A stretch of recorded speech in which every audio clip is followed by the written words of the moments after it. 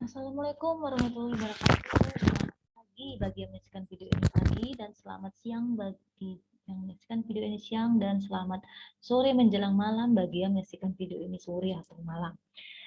Hari ini kita akan membahas di pertemuan kelima yaitu isu dan sumber ide usaha di bidang umum dan informatika. Beberapa hal yang mungkin akan terjadi dan memiliki kaitannya dengan teknologi di masa depan itu ada munculnya berbagai pekerjaan baru. Nah, kita bisa lihat ya begitu banyak pekerjaan-pekerjaan baru yang sebelumnya belum pernah terpikirkan, yang 10 atau 20 tahun yang lalu itu kita belum pernah memikirkan pekerjaan ini ya, seperti misalnya YouTuber ya kan. Kemudian ada gamers-gamers itu ya itu sebelumnya tidak pernah terpikirkan. Namun itulah munculnya berbagai pekerjaan baru karena berkaitan dengan teknologi. Kemudian tuntutan atas keterampilan baru. Di sini kaitannya dengan teknologi itu akan terus dituntut untuk menciptakan suatu inovasi atau produk yang memiliki produk baru, keterampilan baru, kreativitas yang baru. Kemudian harus terbiasa bekerja dengan robot. Kita ke depannya di masa depan nanti terus akan bekerja dengan mesin, dengan alat-alat. Kemudian tren terkait teknologi masa depan, ada komunikasi yang bebas hambatan ya, sistem transportasi cerdas. Nah, ini akan kedepannya akan terjadi dan memiliki kaitan dengan teknologi.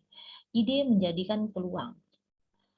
Ide bisa dapat digerakkan secara internal melalui perubahan atau cara-cara metode yang lebih baik untuk dapat memenuhi kepuasan pelanggan. Di sini ada metodenya untuk memenuhi, untuk menjadikan hal ini kepuasan pelanggan.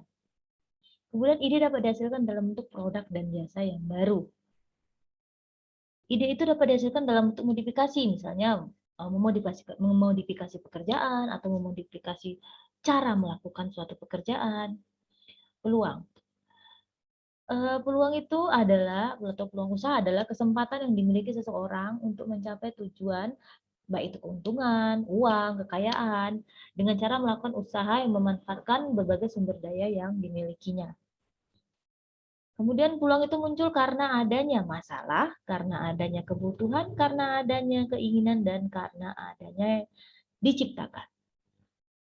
Peluang muncul karena masalah. Nah, ini kita bahas satu persatu ya. Masalah Masalah yang muncul dalam kehidupan justru melahirkan banyak peluang usaha sebab masalah memerlukan solusi yang dapat memberikan nilai ekonomis bagi yang mampu menawarkannya sesuai kebutuhan yang ada. Nah, ini masalah pandemik dan ini akan memunculkan peluang bagi pengusaha-pengusaha masker, pengusaha hand sanitizer ya. Di sini memunculkan peluang usaha. Kemudian peluang muncul karena adanya kebutuhan. Nah, kebutuhan apalagi kalau kebutuhan primer di mana setiap manusia itu pasti akan memenuhi kebutuhan pokoknya seperti sandang, pangan, dan lain-lain ya. Nah, di sini akan munculkan sebuah permintaan dan penawaran baru.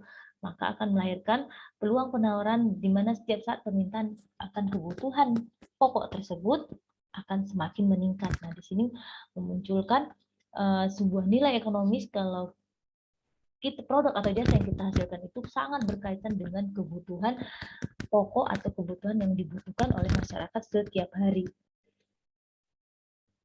Peluang muncul adanya dari keinginan. Manusia memiliki keinginan tidak terbatas, baik dari jenis maupun jumlahnya. Nah, di sinilah peluang itu muncul. Nah, di sini misalnya dia sudah punya tas dan dia mau cari tas yang bermerek, sudah punya tas yang bermerek, dia mau cari tas yang lebih bermerek lagi. Nah, gitu. Jadi dia sudah punya sepeda, dia mau punya sepeda motor, kemudian dia dapat sepeda motor, dia mau punya mobil, dapat punya mobil, dia mungkin dan seperti itu terus sampai tidak terbatas baik dari jenis maupun jumlahnya. Udah ada satu, dia pasti mau tambah satu lagi.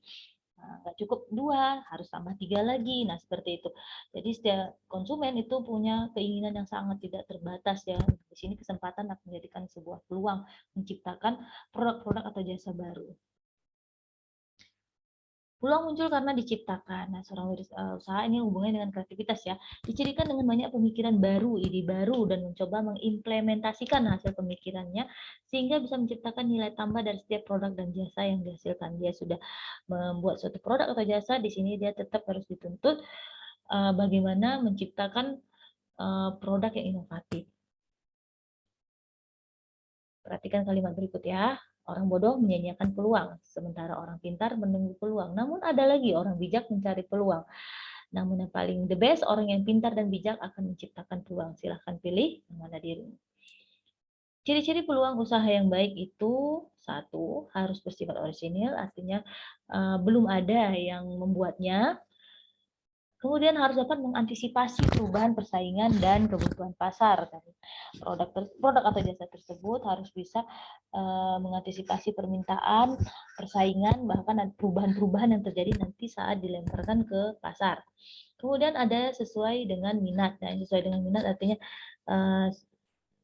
usaha yang dilakukan itu sesuai dengan hobinya, sesuai dengan hobi kita, minat kita, itu akan membuat kita merasa senang. Kemudian tingkat kelayakan usaha teruji, ini dilihat dari bisnis plan-nya. Kemudian ide kreatif. Produk atau jasa yang kita hasilkan itu harus memiliki ide-ide yang kreatif, terus berinovasi ya. Kemudian ada keyakinan untuk mewujudkannya, bukan hanya sekedar diangan-angan, bukan hanya sekedar direncana, namun ada niat dan ada cara untuk segera mewujudkannya. Dan yang terakhir ada rasa senang saat menjalankannya. Jika usaha tersebut melahirkan rasa puas, rasa senang dari diri kita sendiri, tentunya pekerjaan yang dilakukan itu bukanlah suatu beban. Tahapan dari pengembangan usaha mulanya dari ide, kemudian bergerak diuji dulu kelayakannya atau bisnis plan-nya, kemudian segera dilaksanakan. Nah, di sini prosesnya mulai implementasi, bisnis proses, dan terakhir akan menghasilkan prestasi.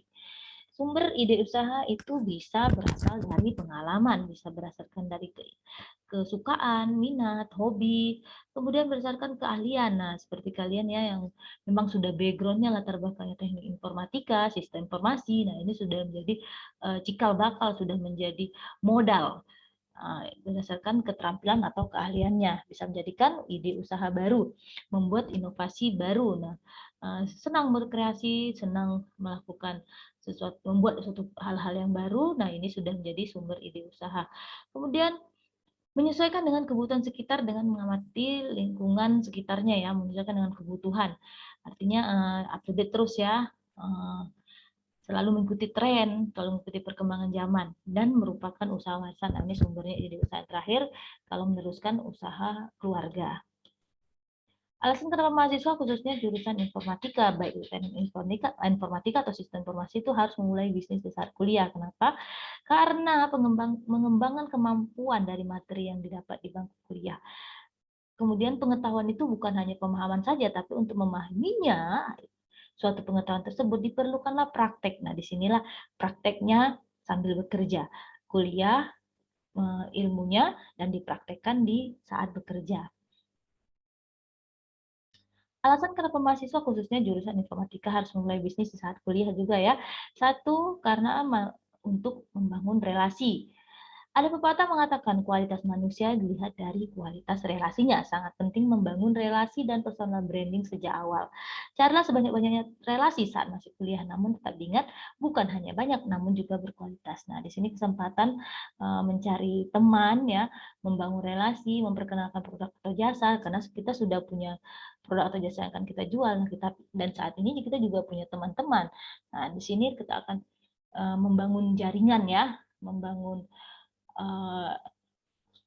saling kerjasama ya kita dengan teman-teman ya kan. Nah, di sini membangun relasinya sehingga kita tawarkan produk kepada teman-teman kita, produk atau jasa yang sudah kita buat, dan ini kebetulan ataupun ke depannya produk atau jasa kita sangat diminati, dan tamat pun kita kuliah tentunya terus akan diminta, akan berkembang produk atau jasa yang sudah kita buat ya. Karena teman-teman adalah relasi yang terdekat kita yang bisa memberikan peluang ke depannya kita untuk memperbesar usaha kita. Peluang usaha dengan modal kecil cocok untuk mahasiswa informatika. Ini ada contohnya seperti jasa maintenance, pembuatan website, les privat, dan sebagainya ya. Dan saya rasa pertemuan hari ini cukup sampai di sini dulu ya. Terima kasih sudah menontonnya. Assalamualaikum warahmatullahi wabarakatuh. Selamat pagi, siang, sore, dan malam.